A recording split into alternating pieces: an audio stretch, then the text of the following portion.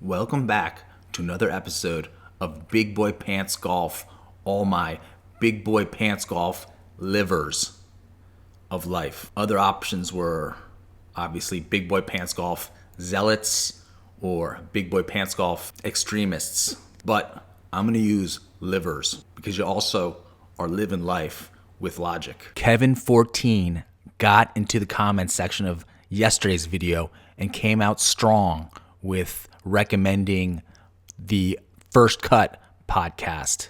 So I took a look, and within the first 10 minutes, I knew I had another Big Boy Pants Golf video. So special shout out to Kevin14. Thank you.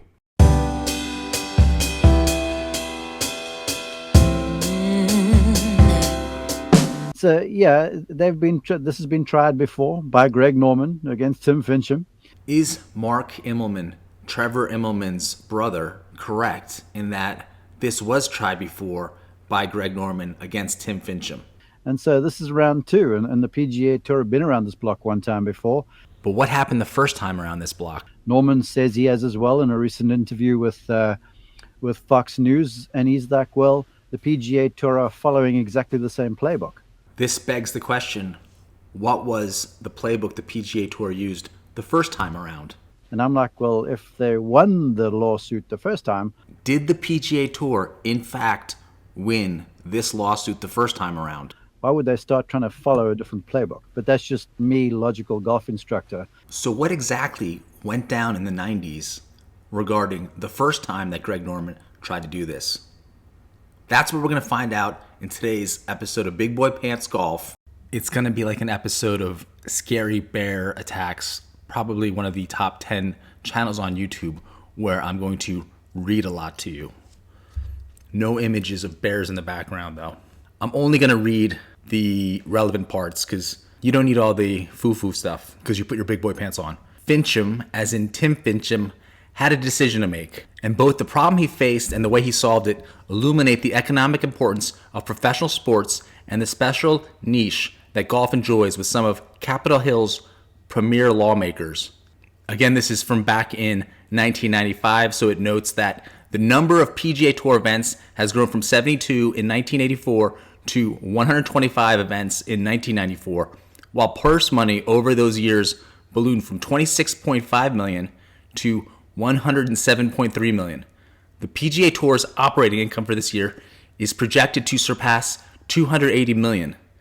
1995 is a long time ago. That's a lot of money in 2022 prices. Behind those numbers lies a carefully built framework of relationships among major corporations that sponsor tournaments, charitable organizations that share in the financial rewards, and the television networks that pay millions of dollars for broadcast rights. It was against this background that PGA Tour Commissioner Fincham in late 1994 made an unsettling discovery.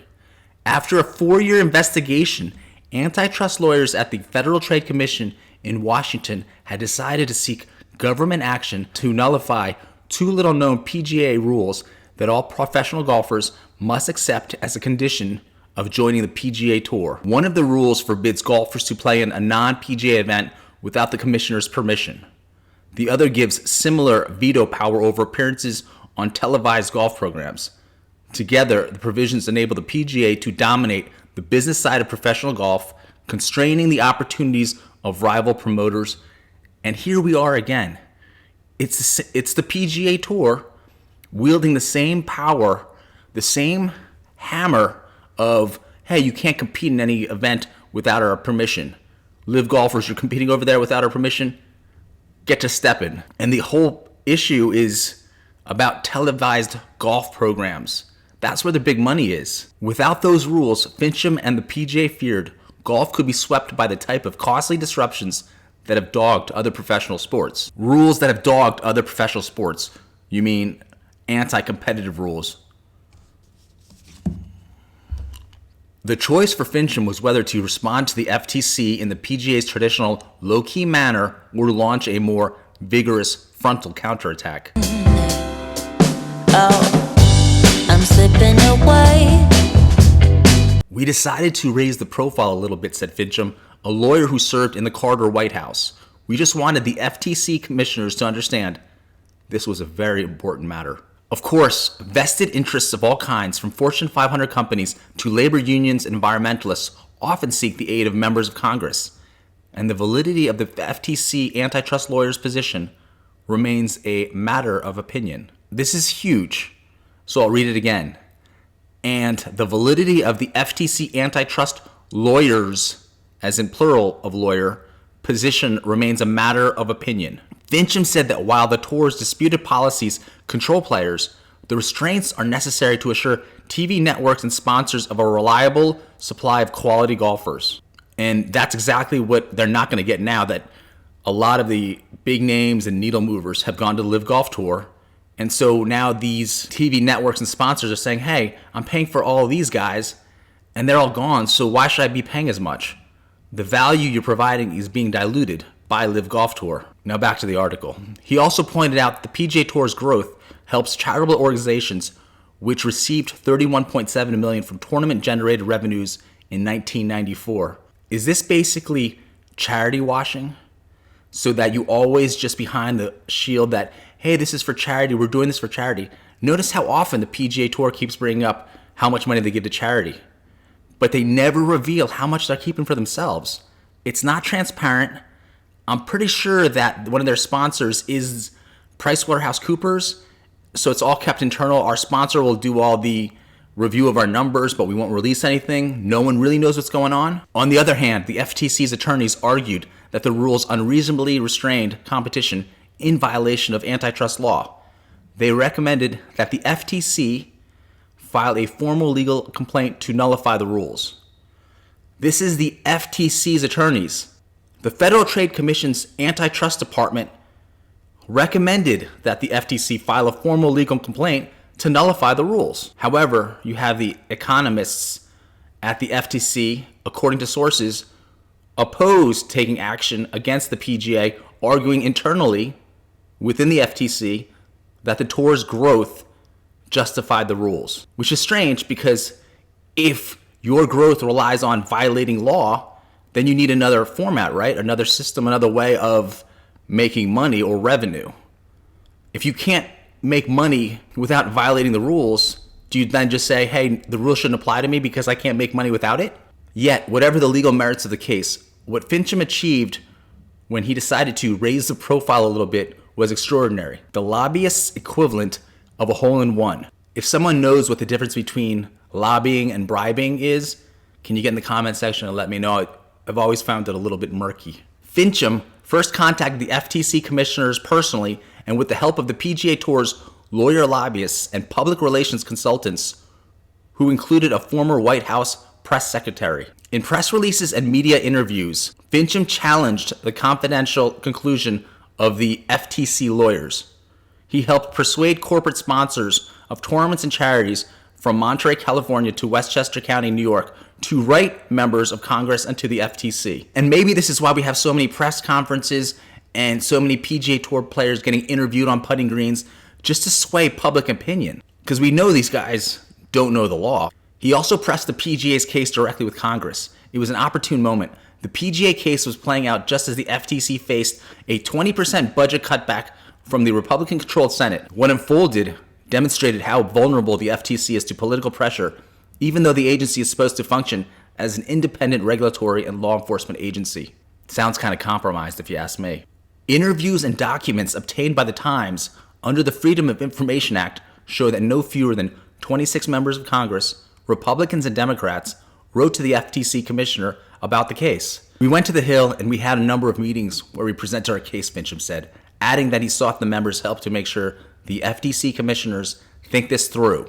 It sounds like a thinly veiled threat.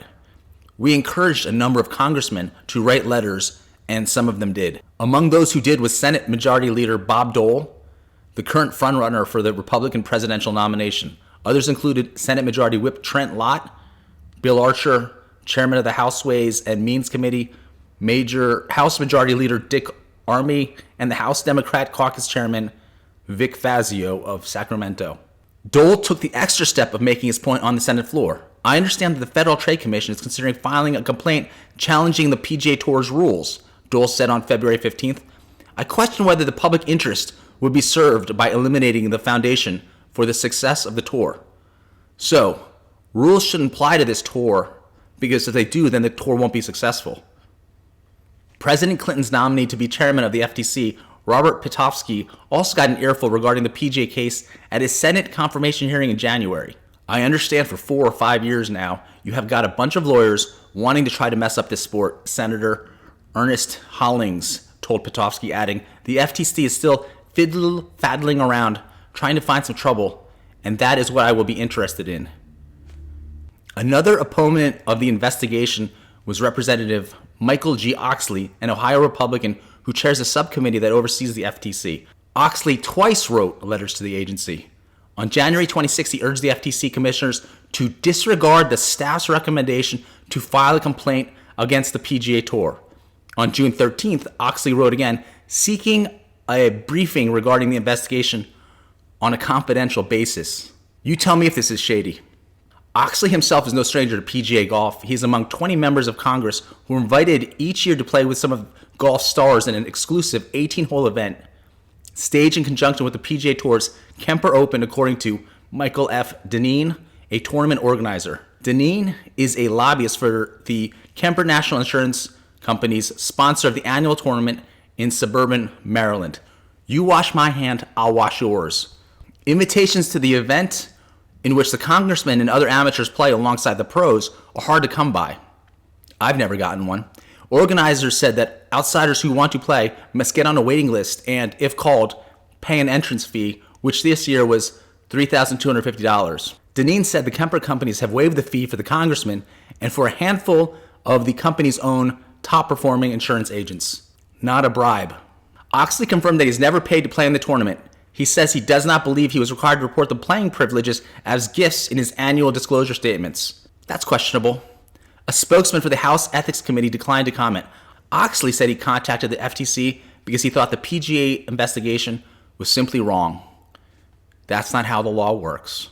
There's more here about Jack Nicklaus also getting hurt through these rules, even though he's obviously a very big PGA Tour supporter, because it hurts his made-for-television golf events. And then this article also brings up the fact that Greg Norman, the Australian who is the leading money winner on the PGA Tour today, announced last November that he would launch a world tour.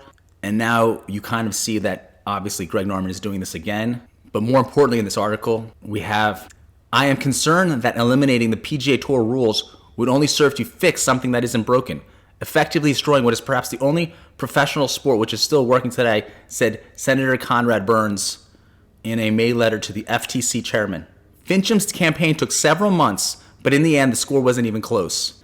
The FTC announced on September 1st that the commissioners had voted 4-0 to kill the PGA investigation by rejecting the staffed antitrust lawyers' recommendation to take legal action. Again, the FTC announced that they had voted 4-0 to kill the PGA investigation by rejecting the staff antitrust lawyer's recommendation to take legal action. FTC investigations are kept confidential, but agency officials said the commissioners, in an overwhelming number of cases, have voted to follow the antitrust unit's recommendations. Apparently, they're not going to follow their own internal antitrust unit's recommendations if they're being pressured by everyone in Congress.